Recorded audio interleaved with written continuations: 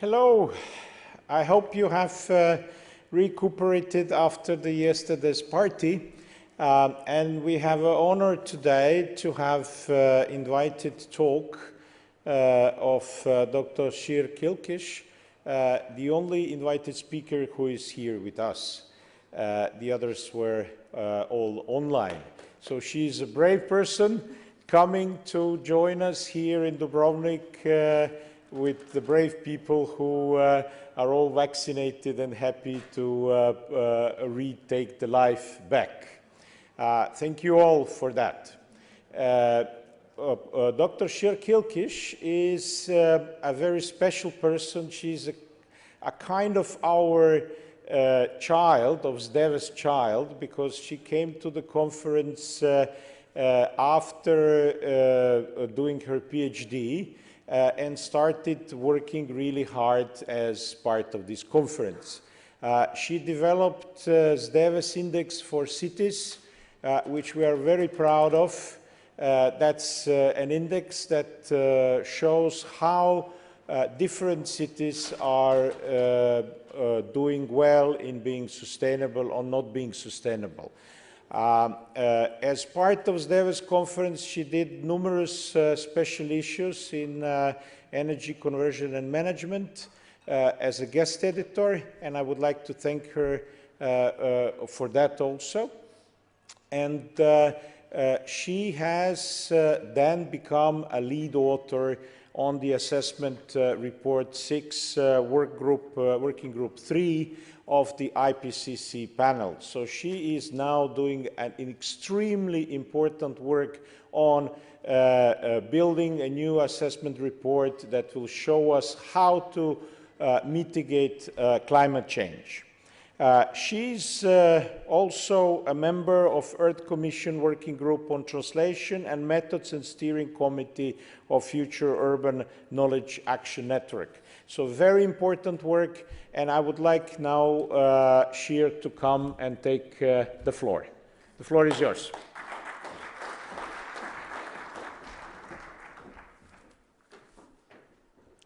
Thank you very much for the kind invitation. It's a great pleasure to be here, and it's a great pleasure to share enabling pathways towards sustainable urban system scenarios for effective climate mitigation.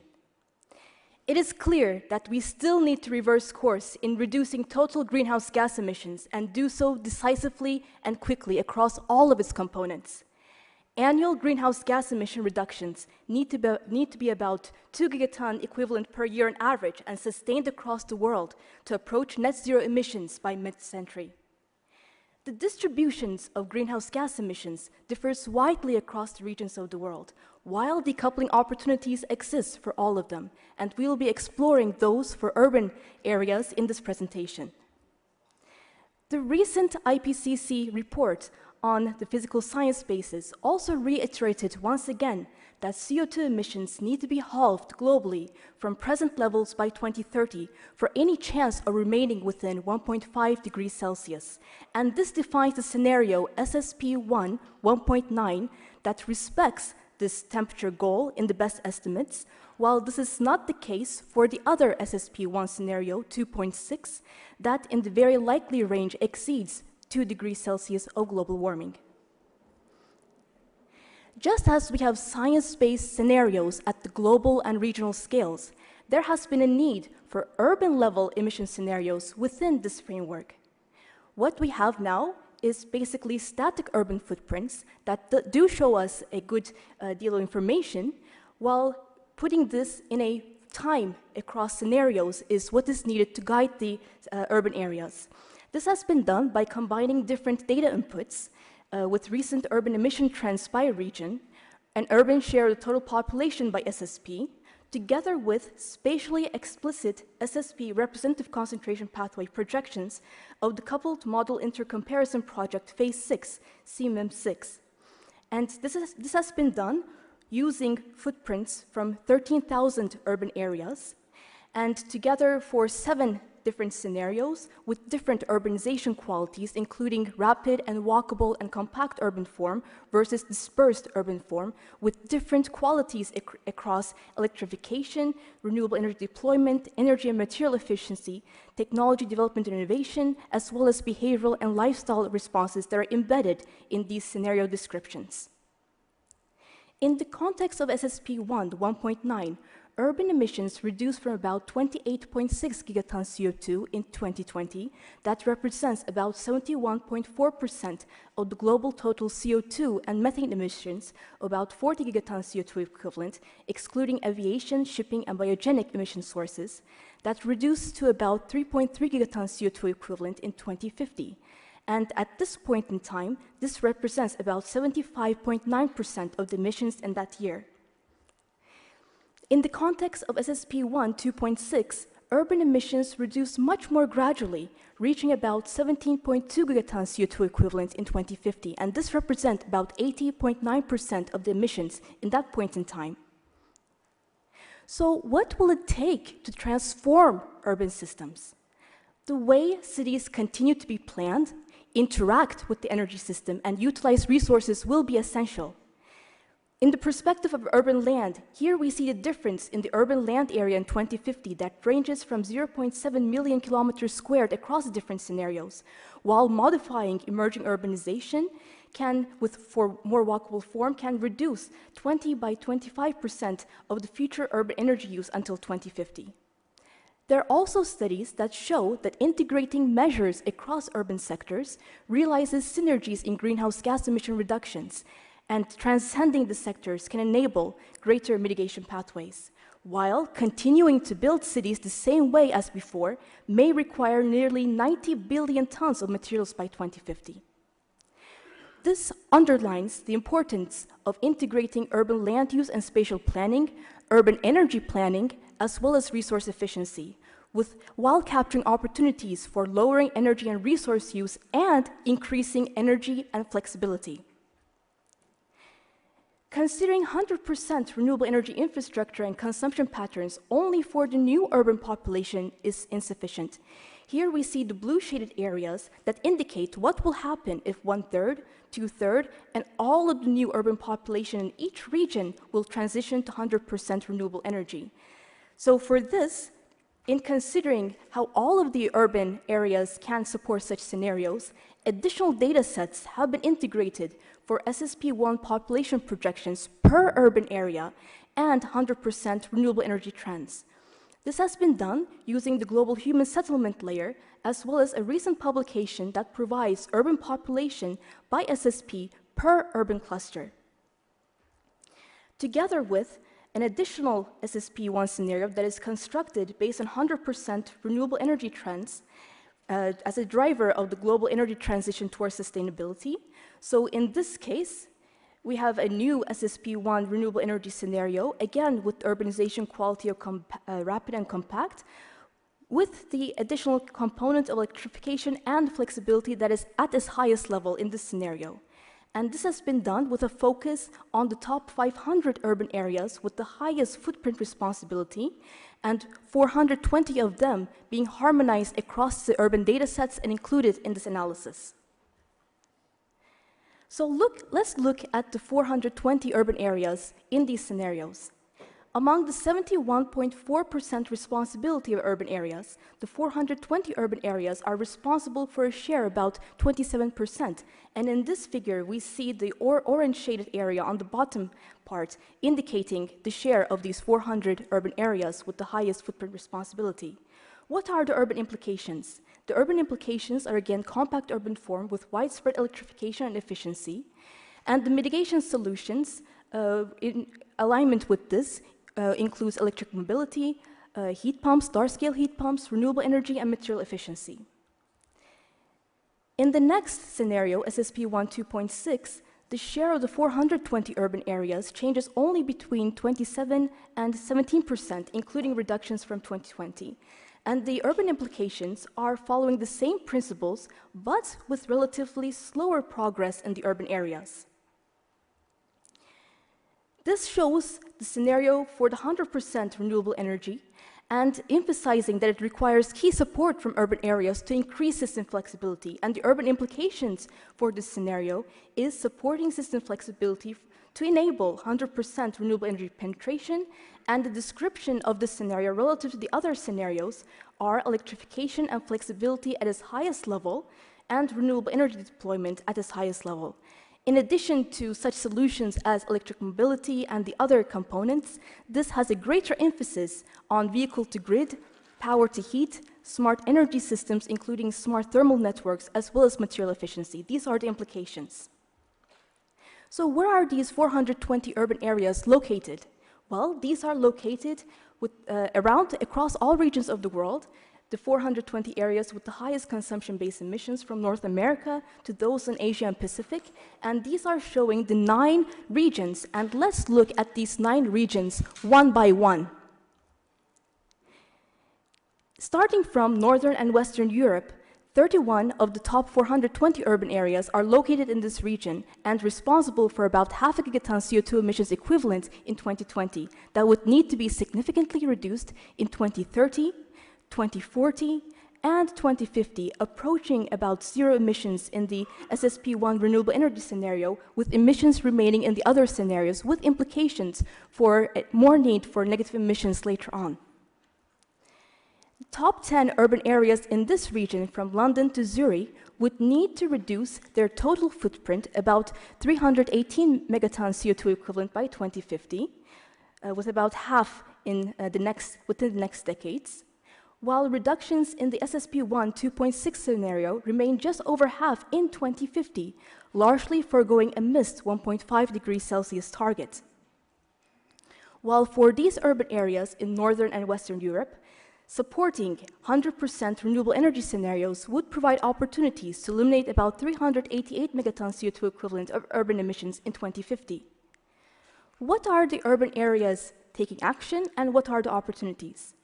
As one of the top 3 urban areas, London has become the first 12 cities declaring divesting from fossil fuels for a green and just recovery. It is also one of the cities with a fossil fuel ban and restrictions for natural gas use in buildings. Paris, with the Paris Climate Action Plan, has also a target to focus on the outer Paris footprint and has a 100% renewable energy target in 2050, while phasing out petrol-powered mobility in 2030. And Berlin has an obligatory target to reduce CO2 emissions by 70% by 2030, while targeting climate neutrality by 2045.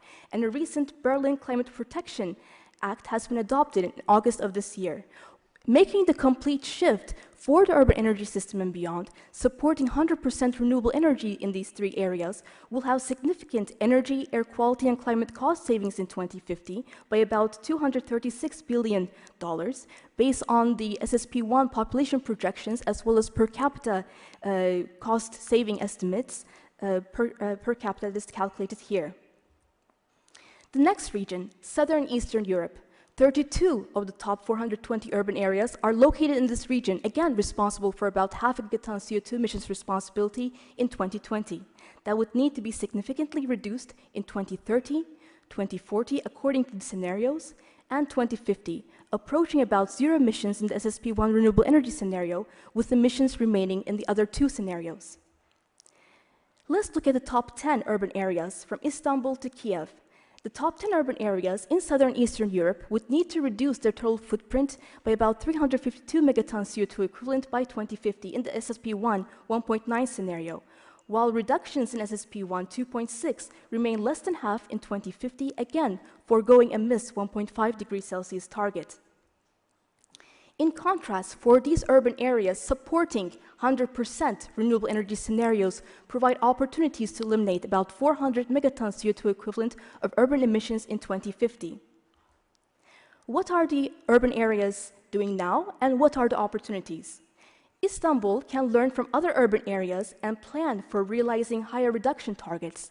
This would also support the national strategy for smart and sustainable cities that are adding value to welfare, and support increasing the performance of the city in the SDEWES index. As the next 2 cities in this region, Both Madrid and Barcelona support the national 100% renewable energy target of Spain by 2050, and overall, Europe is where cities are mostly adopting net zero and renewable energy targets together. And Barcelona may even update its renewable energy target after the European climate law. And making the complete shift for urban energy system and beyond, 400% renewable energy in these 3 urban areas will have significant energy, air quality, and climate cost savings. In Eurasia, 44 of the top 420 urban areas are located in this region, with again, a little bit more than half a gigaton CO2 emissions equivalent in 2020. That would need to be significantly reduced in 2030, according to the scenarios, 2040 and 2050, approaching about zero emissions in the SSP-1 renewable energy scenario, with emissions remaining in the other 2 scenarios to various extents. Let's look at the top 10 urban areas in this region, from Moscow to Rostov-on-Don. The 10 urban areas in this region would need to reduce their total footprint by about 289 megatons CO2 equivalent by 2050 in the SSP-1 1.9 scenario, while reductions in SSP-1 2.6 remain limited. In contrast, for these urban areas, supporting 100% renewable energy scenarios provide opportunities to eliminate about 324 megatons CO2 equivalent of urban emissions in 2050.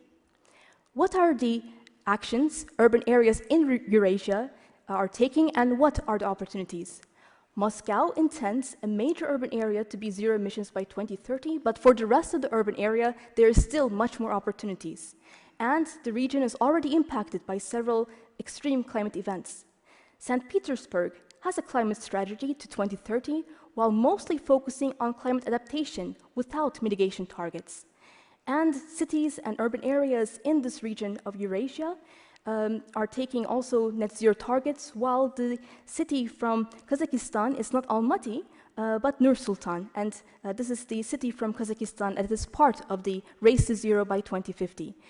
And making the complete shift for the urban energy system and beyond, for the 3 urban areas that are shown here, will have significant energy, air quality, and climate cost savings in 2050. In Asia and Pacific, 87 of the top 420 urban areas are located in China, with about 2.5 gigatons CO2 emissions responsibility in 2020 that would need to be significantly reduced once again in 2030, 2040, and 2050, with emissions remaining in the first 2 scenarios while approaching closer to zero emissions in the SSP-1 renewable energy scenario. Let's look at the top 10 urban areas in this region, from Hong Kong to Baitu. The 10 urban areas in this region will need to reduce their total footprint by about 1 gigaton CO2 equivalent in 2050, with about half within the next decades, while reductions in SSP-1 2.6 remain limited, and again supporting the foregoing of the missed 1.5 degrees Celsius opportunity. For these urban areas, supporting 100% renewable energy will provide opportunities to eliminate about 1.1 gigaton CO2 emissions of urban emissions in 2050. And what are the actions urban areas in this part of Asia and Pacific? What are they taking, and what are the opportunities? Hong Kong has declared a commitment to net zero while focusing mostly on zero-emission buses, and it's clear that it will take much more integrated mitigation solutions to bring this urban area towards net zero. In contrast, Shanghai, as one of the megacities, has a mechanism to coordinate fragmented policymaking, with renewable energy policies increasing in the last years based on empirical studies. And it is also one of the urban areas that is implementing both a low-emission zone and vehicle ban as part of mitigation efforts. Guangzhou can learn from other urban areas, including the 2035 goals in Tianjin, to integrate renewable energy in district networks, and particularly in the case of Guangzhou, district cooling can be an opportunity, and making the complete shift for urban energy system and beyond for these 3 urban areas will have and provide opportunities for significant benefits, including for air quality. In another part of Asia and Pacific, 29 of the top 420 urban areas are located in this part of the world and responsible for a little less than half a gigaton CO2 emissions equivalent in 2020.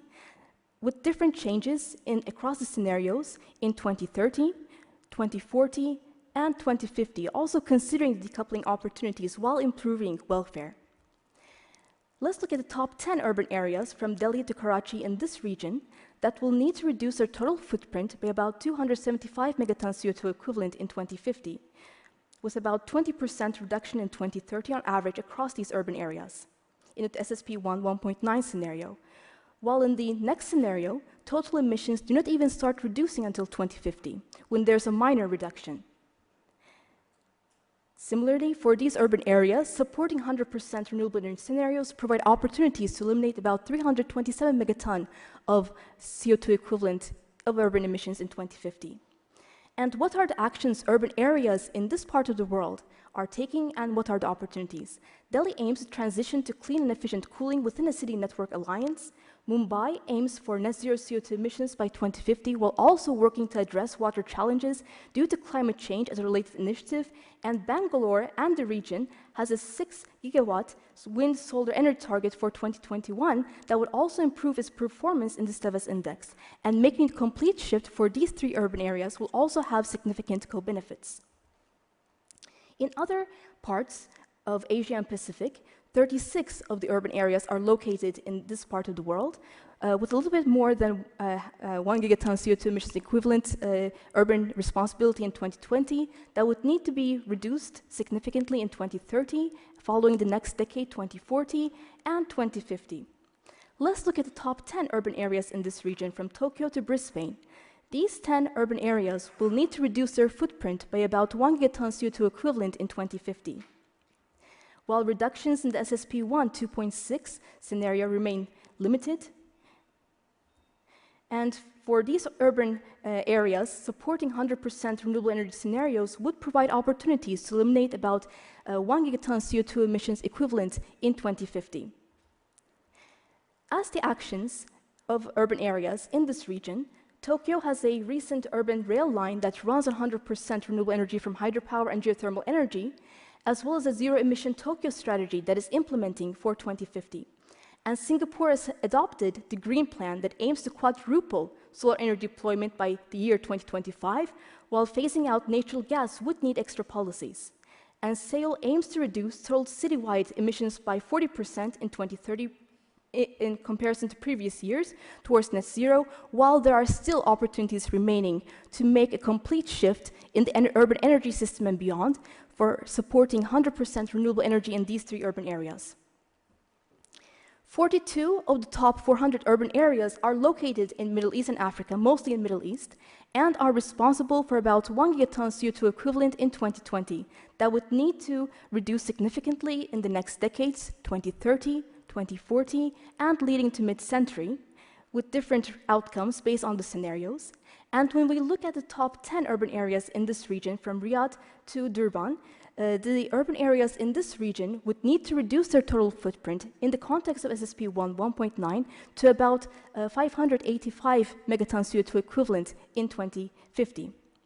While reductions remain much limited in this part, with only about a 3% reduction in 2030, according to the SSP-1 2.6 scenario, while for these urban areas, supporting 100% renewable energy scenarios would provide opportunities to eliminate about more than half a gigaton CO2 emissions in 2050. What are the actions urban areas in this part of the world taking?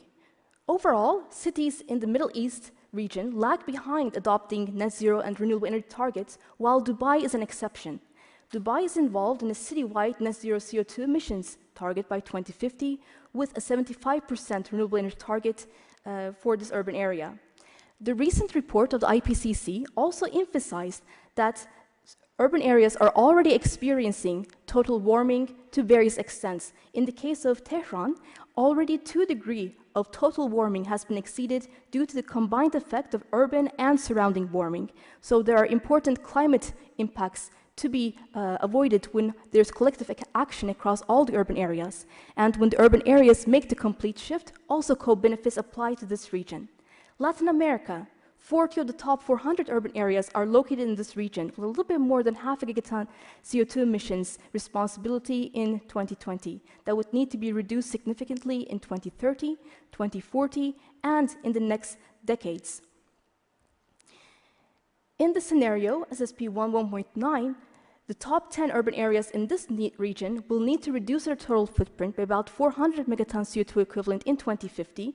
And here we see the values from Mexico City to Guadalajara, while reductions in SSP-1 2.6 remain limited and not even reducing until 2035, as we see here. For these urban areas, supporting 100% renewable energy scenarios provide opportunities to eliminate about 508 megatons CO2 equivalent of urban emissions in 2050. And some of the actions that cities and urban areas in this part of the world are taking include those of Mexico City. A recent climate action program, 2021-2030, coordinates the carbon neutrality goals. A new plan, Clima, for Sao Paulo has priority areas guided towards zero carbon by 2050 that can also improve its SDEWES index value while providing benefits to the inhabitants of that megacity. And Buenos Aires has a new climate action plan for 2050 for reducing emissions by 53% by 2030. And making the complete shift also implies multiple co-benefits for this region. In North America, 79 of the top 420 urban areas are located in this region and being responsible for about 3 gigatons CO2 emissions equivalent in 2020. That would need to be reduced significantly in the upcoming decades, 2030, 2040, and 2050, across all the 3 SSP-1 scenarios. And the top 10 urban areas from New York urban agglomeration to Atlanta will need to reduce their footprints by about 1.3 gigatons CO2 emissions equivalent in 2050. While reductions in the next scenario remain limited, as we see here, with only less than 10% reduction taking place by 2030. And for these urban areas, supporting 100% renewable energy scenarios provide opportunities to eliminate about 1.4 gigatons CO2 emissions equivalent of urban emissions in 2050. New York and the region is supporting 100% renewable energy for city operations, while this has a share only 8% in total electricity emissions. Los Angeles has 100% renewable energy for energy supply by 2045, and Chicago targets to reduce the emissions based on a renewed regional climate action plan. And of course, there will be more co-benefits for these urban areas depending on the scenarios taken. So what kind of urban areas do we want to see in 2050? Urban areas that are providing energy, health, and climate-related benefits for urban inhabitants are possible across all the regions of the world. And here we see the quantifications, also with implications for the Sustainable Development Goals, clean and affordable energy, good health and well-being, climate action, as well as sustainable cities and communities. Especially in the region of Asia and Pacific, the benefits from air quality are also significant, along with the other benefits quantified here. And making contributions to sustainable development is not limited only to the Sustainable Development Goals, but to sustainable development in general that will continue after 2030. There's also an important element of urban governance. If each of these urban areas reach the SSP-1 renewable energy values within plus or minus 10% randomly, progress towards net zero can still be within sight, but there's a very narrow range.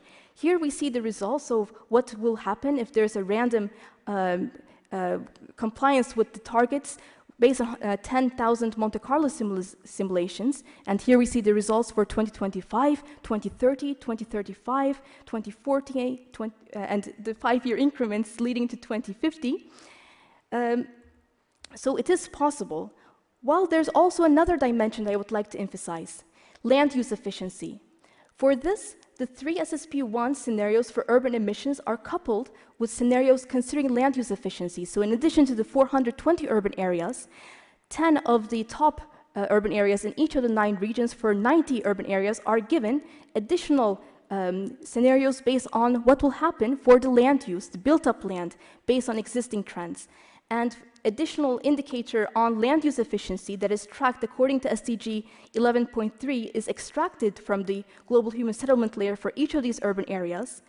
And the scenarios are, what will happen if the existing land use efficiency for the urban area will have 5% improvements every 5 years, a 15% improvement every 10 years, or conversions to regional average land use efficiency values, or transition to the best regional land use efficiency values. So this, in addition to the emissions, what will happen in the urban built-up land area. Land use efficiency is the ratio of the rate of land consumption over the population growth rate that we see here, and knowing the existing value of the land use efficiency together with the scenarios and the population projections per urban area enable calculating what will happen for the urban built-up area. So together with the urban level SSP1 scenarios, land use efficiency scenarios for specific urban areas are obtained. And here we see a two-dimensional scenario space. On the vertical axis, the emissions in 2020, and on the horizontal axis, the land use in 2020. In 2020, the 90 urban areas were responsible for about 6 gigatons CO2 equivalent of emissions, and the urban areas covered about 86,000 kilometers squared of built-up area. We can also see that similar emissions, for example, Greater Tokyo area and Los Angeles, they have different built-up area based on urban planning, while a different case based on development. This time similar built-up area, but different urban emissions, for example, Moscow and Calcutta. Here on the top three scatter plots, we see what will happen with the SSP-1 1.9 scenario with 5% improvement in land use efficiency, and we see that it's insufficient to contain the growth of fast-growing urban areas, with the dots almost running away based on the built-up area. And the total increase in the urban built-up area is shown by the yellow bars that we see in the bottom. In SSP-1 2.6, with 15% improvement in land use efficiency, this is only better in limiting built-up area, while this time insufficient for limiting urban emissions. In comparison, the SSP-1 renewable energy with land use efficiency values converging to regional averages, this is better only for limiting urban emissions. So it's a really two-dimensional scenario space, and an SSP-1 renewable energy scenario with convergence to the regional best land use efficiency values, this is now better in both dimensions, both emissions as well as land use, also emphasizing the importance of integrating urban land use and spatial planning with energy planning and mitigation efforts in general. So let's look at this strategy in more detail. In 2030, the 90 urban areas progress towards 100% renewable energy while limiting growth in built-up area to about 6.3 thousand kilometers squared, which is the lower bound of these scenarios, while the built-up area is increasing relatively more modestly, and in 2050 it would be about 11.9 thousand kilometers squared. So this represents the double challenge of urban areas, decoupling urban population growth from emission impacts as well as land use change. But even in this scenario with the best land use efficiency, land use change in local biomes will have cumulative emission penalties. For this, an additional indicator from the global human settlement layer for local biomes per urban area has been extracted and combined together with the CO2 sequestration potential of those local biomes for these urban areas. And given that 1 kilometer squared of urban area, when a land use change is realized, it will have cumulative impacts on the carbon sinks and the CO2 emissions. So on a cumulative basis, adding this for all the 90 urban areas, there can be a penalty about 1 gigaton of CO2 emissions. What will this imply when we look back to those scenario projections?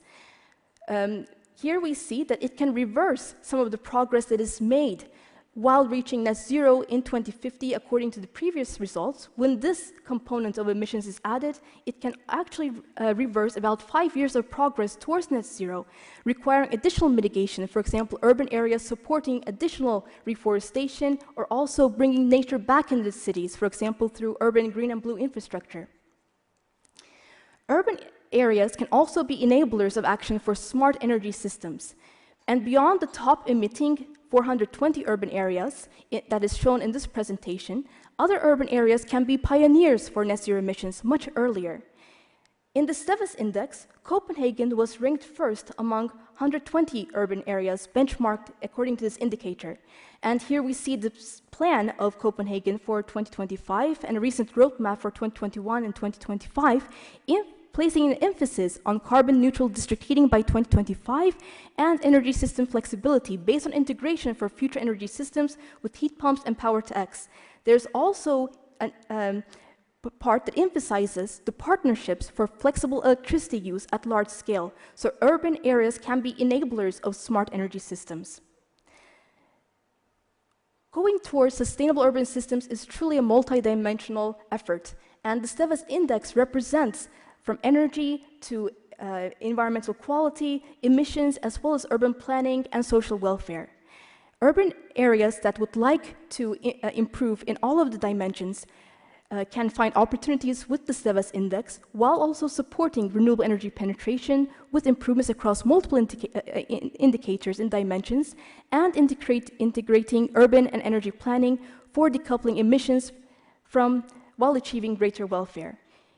And even the pioneers can improve. They can improve by advancing together. On the left-hand side, we see the results of the existing performances of the 120 cities, but achieving collectively, even the pioneers, they can achieve a higher performance by zeroing their emissions, switching to 100% renewable electricity, and lowering the air pollution, and lowering also the ecological footprint. The recent mission on 100 climate-neutral cities under the European Green Deal provides opportunities for urban areas to achieve climate neutrality much sooner than the continent of Europe. And for this, an integrated approach is being emphasized that will be launched in the next weeks for net zero greenhouse gas emissions. In this way, urban areas can support the energy transition, and particularly the EU strategy on energy system integration that emphasizes the coordinated planning and operation of the energy system as a whole, and also improve the resource utilization. For example, the new Circular Economy and Action Plan emphasizes reducing the amount of total waste generated, and also the other strategies emphasizing modern renewable-based smart district heating and cooling systems. So there's a real opportunity for the urban areas here. In the 1.5-degree special report of the IPCC, this feasibility that is multidimensional, is not only one dimension that composes feasibility, but is multidimensional, was put forth. And here we see this result, for example, composing of economic, technological, institutional, and also including different dimensions extending to geophysical. But what is important here, that after this report, a separate summary for urban policymakers was launched, because urban policymakers have a significant influence and opportunity for climate mitigation. The multidimensional feasibility emphasizes that feasibility is malleable. It can change according to the enabling conditions that are put in place or the barriers that are removed. And there's an important emphasis for the cross-sector coordination as enablers. This is also an important point of emphasis in the ongoing efforts.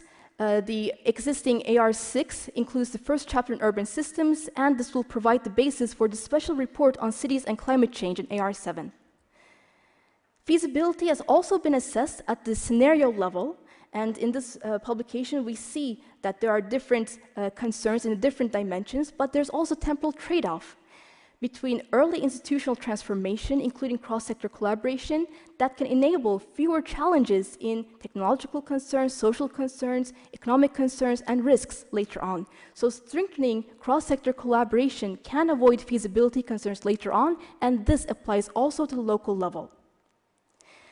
Now is the time to act beyond scenarios. Now is the time to realize the pathways. And enhancing system flexibility for the highest penetration of renewable energy requires urban-level contributions. A recent publication has emphasized the importance of demand flexibilization as an enabler, including important roles for vehicle-to-grid and power-to-heat.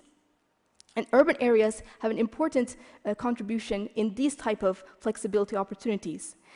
Another study has also showed that advancing from sector orientation to emerging sector coupling and urban system integration will provide opportunities to accelerate the mitigation efforts towards net zero targets. When urban areas want to compare their progress or targets adopted in comparison to the scenarios, all the values on the emissions side are available at a repository at GitHub as well as a wiki, and urban areas can search for their emission scenarios, especially based on the SSP-1 Renewable Energy for Action. The 420 urban areas can mobilize to realize the pathways while implementing a wider view of integrated action. This week, with different presentations, invited lectures, panels, and your presentations, the 16th SDEWES conference has also emphasized some of these opportunities, including decoupling opportunities. So there's no other time to act and scale up than now. What kind of urban areas, what kind of a world do we want to see in 2030, 2040, and 2050?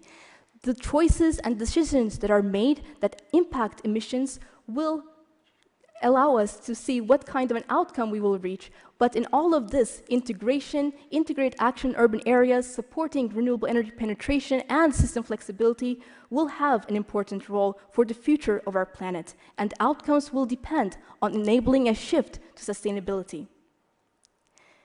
Collective action across all regions for more sustainable urban systems. This is important. In this way, we can change intensified climate action that is intensifying with irreversible impacts continuing into intensified action for net zero.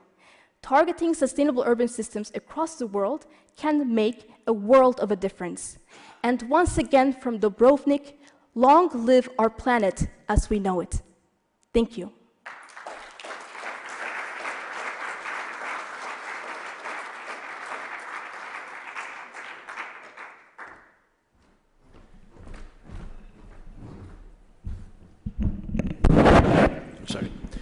Thank you, Siir, for excellent and very extensive invited talk. We can see now where the SDEWES index has grown to. It's quite impressive what it has achieved. Thank you for that. Before I open the floor for discussion, I have one question from my side. You have shown quite clearly that the compactness of the future cities, it's one of the crucial things. Does it mean that we are going back to the Mediterranean city concept, which used to be very compact, like Dubrovnik? Or we are going more to the Masdar direction with its transport underground? Is it the end of the American dream of the urban sprawl? This is what I read from your lecture. Yes, in this aspect, urban planning and land use especially is very important for urban areas. This can be done in multiple ways, also based on where the urban areas are located. So especially in this part of the world, I very much enjoy how everything here is walkable and not needing too much an autocentric point of planning, but very walkable to integrate it with the nature, and so there's that type of opportunity. There's also a distinction between building upward and in space. So, for example, this can, for example, Masdar, it's because the steel and all the materials that are used in those urban areas, that can also be an additional aspect of urban footprint. So it's a really multidimensional challenge, but the compactness enables walkability. It also enables co-location and the co-location of employment opportunities and different opportunities in cities, and this reduces the energy demand. So in this way, the way urban areas are planned can really change and perhaps positively lock in different behavioral changes that can be taken. So there's more than one opportunity, but of course, one thing that's clear is planning cities to remain sprawling, particularly like in the United States. This will increase energy demand, so this is not desirable. Okay, I'm opening now floor for discussion. Questions? Natasha, is there a microphone there? Thank you, Siir, for this really excellent lecture and showing us that this new focus on urban areas is very important. And I see now that a great extension of the standard IPCC work on SSP's scenarios combined with RCP with a new dimension that is scenarios focusing on urban areas. Yes. And at the very beginning, you showed us that these new scenarios include a number of dimensions relevant for urban areas, and all of them are, in a way, qualitatively specified. For example, renewable energy deployment, rapid or urbanization rapid or not that much rapid or so on. So my question would be, how these newly introduced attributes, I would call them, or dimensions, which we have a kind of a qualitative assessment for them, were translated to integrated assessment models in a language that they can understand. Yes. Thank you very much for this excellent question. And as you mentioned specifically, there was no scenarios for urban areas before this study. Part we collaborated, but part is done and included in the repository very recently. But there's also, for example, fragmented knowledge across the different publications. So, for example, the urban characteristics, they come from separate publication on Django and Neil. In the different scenario works, there has been descriptions, but all of them have also been synthesized for this research and put together for the urban implications. So, for example, qualitatively, yes, electrification, but what does electrification mean for urban areas? What does it mean for electrification of buildings, of transport, and not only that, but given the concentration of people and activities in urban areas, what that implies for the support of urban areas in these scenarios. Indicator by indicator, maybe this is a little bit complicated, but at least when we put this into the SSP, the Shared Socioeconomic Pathway, and RCP, the Representative Concentration Pathway context, it is indicating at what level of emissions is there to enable the radiative forcing at the end of century. So 1.9 is 1.9 watt per meter squared at the end of century. 2.6 for the rest of the participants is 2.6 watt per meter squared at the end of the century. So in order to keep these representative concentration pathways, what are the emission reductions necessary? Previously, when we don't have this combined SSP-RCP framework, it can be very creative, for example, without respecting what the emission reductions need to be in order to achieve our temperature goals.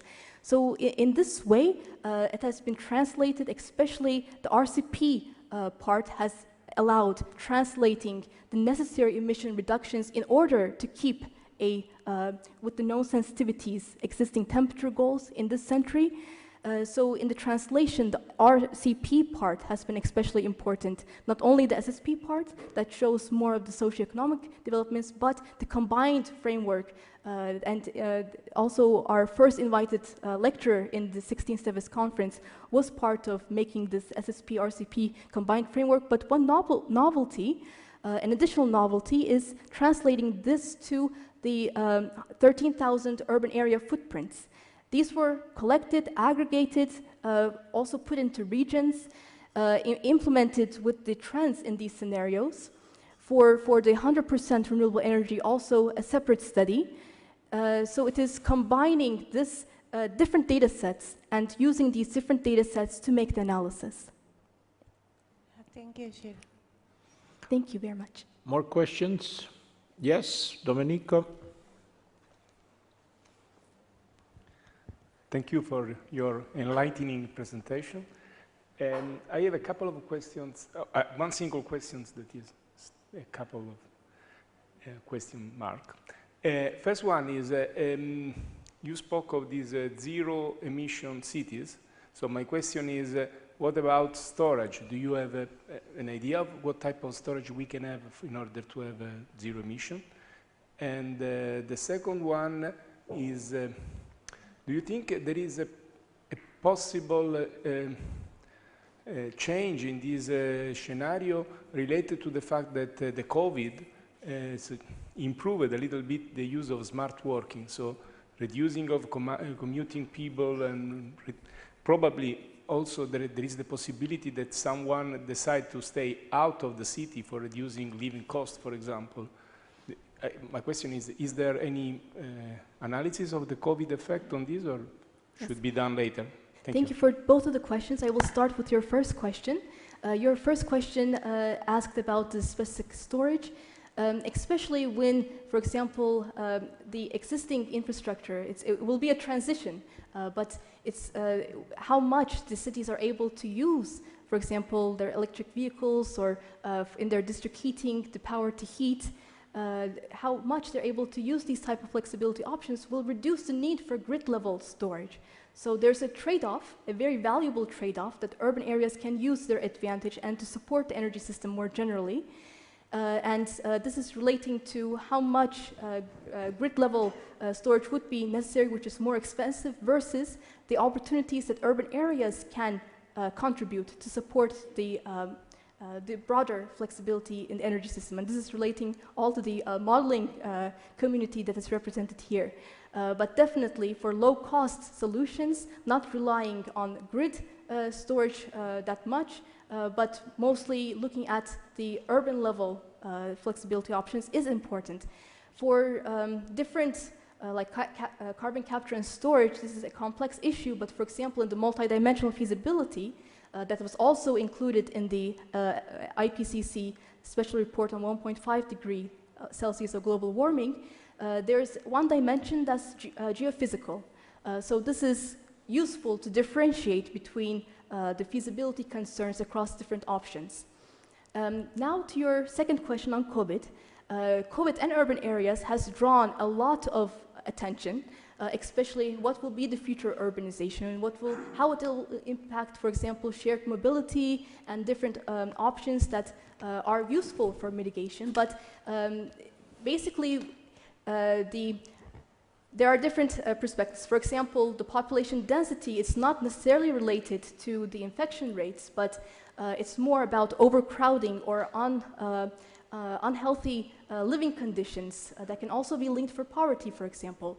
On the other side, urban areas can provide more opportunities for access to healthcare infrastructure. So this is a positive aspect. So at this part, it's more the cities are focusing how I can make my urban area more sustainable, more livable, more... so there has been a trend to pedestrianism, some streets being closed and made into bicyclable or walkable districts. There has also been efforts to bring nature into the city, so there are more green areas to support some place for fresh air. Also, another aspect that was also emphasized in the co-benefits is the air quality. There has been a very important study, I believe coming from Harvard University, that showed that people who are exposed to long-term air pollution have a lower immunity or a lower defense against such respiratory infections, including COVID-19. So for this aspect, it would seem that cities can be more resilient when they have better air quality, provide better services, energy services, health services to their urban inhabitants. So it's really about this multidimensional aspect and using the opportunity to enable sustainable urban systems, energy, health, environment, water, transportation, and all of these aspects are needed to be taken into account by the urban planners.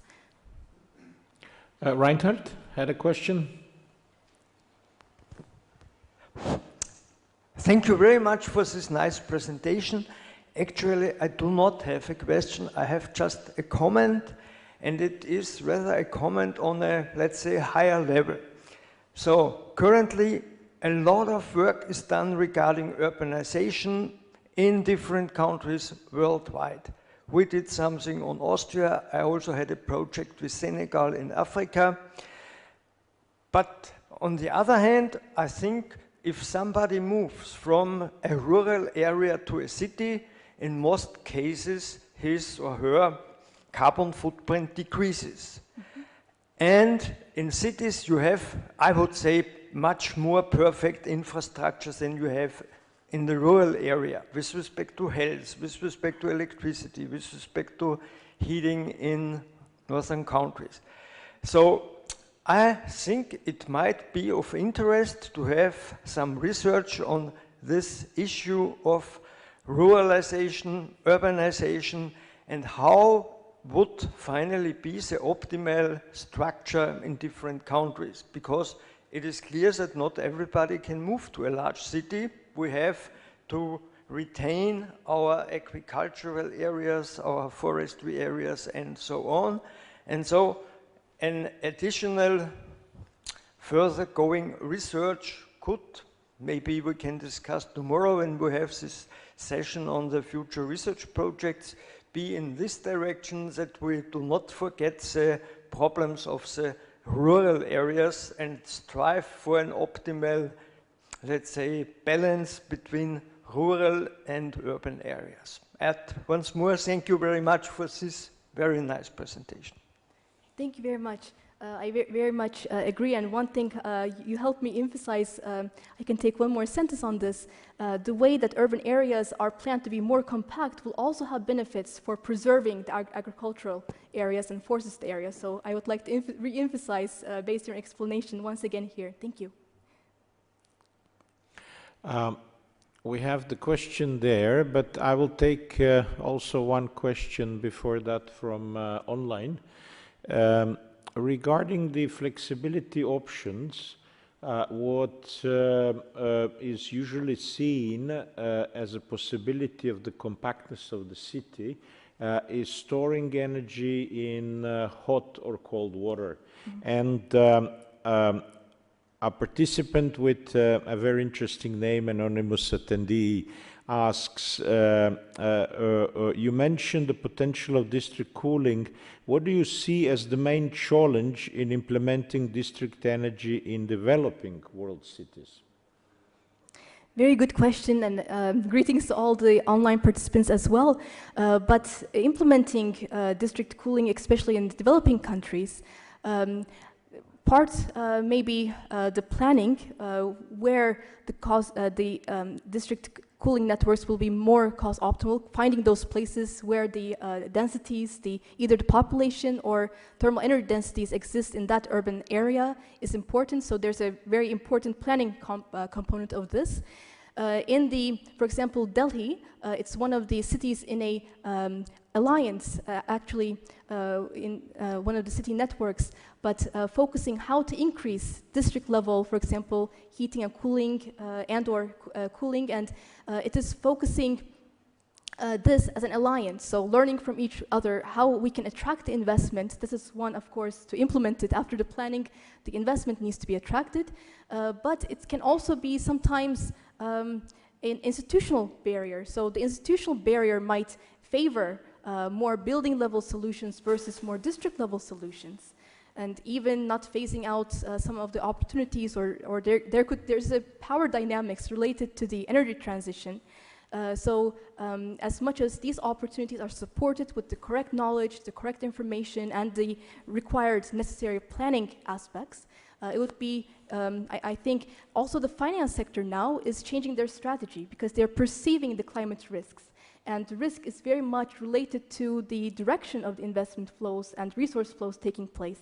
So if this perception of risk of the growing and intensifying climate impacts taking across all of the world, from wildfires to intensified hurricanes and just more slow-on events of increasing heat, but if this all put together with the risks on one side and the benefits on the other, I see no reason why such solutions should not be implemented. Yeah, I think you mentioned the right word that actually gives direction, which is institutional support. We can see examples of excellent implementation of district cooling in Singapore and Dubai, for example, and really bad examples in Hong Kong, where everything is done on a building basis. And then it's much more complicated to make synergies that we can usually have from compactness of the city. And these are very compact cities in a way. We had one more question there, and that will be the last question. Hello, I'm Herve from University of Zagreb. At the beginning you mentioned that Berlin, London and some other cities are devoted to first reduce the greenhouse gases emissions and then achieve complete carbon neutrality. But what are the actual measures that they are thinking about now, and what are the priority of these measures to achieve this sustainability? Is this in the sector of heating or transport, which are one of the most problematic now? And what are the solutions, for example, in heating sectors that they are looking for? Is this some district systems or electric heaters or what, something else? Thank you very much for this question. And of course, the options and the priorities of these cities matter. And For example, some of the cities with the more comprehensive strategies, they are including expansion of the district heating and or cooling network. So there is the district level solutions emphasized, but the nature of these strategies, they are changing. But all of the cities, I think they're realizing that more coordinated action going beyond the view of a single sector, for example, as buildings, but opening the view and the lens towards a greater urban and district level can provide the opportunities. And for example, Paris, already a very well-established thermal network in the city, also using different planning options, but sometimes expansion is emphasized. For example, Copenhagen is emphasizing climate-neutral district heating and also emphasizing the flexibility options in there. So the mitigation options, yes, they are changing from urban area to urban area, but the general trend is how urban areas can enable more integrated solutions that will not look beyond, a particular sector perspective. And especially, this can be an opportunity for the climate neutral mission of under the European Green Deal. And I believe that will be also shared in the upcoming weeks or months maybe. But there has been quite some effort and preparation for preparing what should be the information given to urban areas to guide them in this climate neutrality target. So once the target is adopted, the implementation and the authorization of that target is very important, and for them to consider the mitigation solutions that will provide the best and most effective solutions. And this is mostly at the integrated solution level. Thank you very much. Excellent lecture. Thank you all. And I close this session now. Thank you.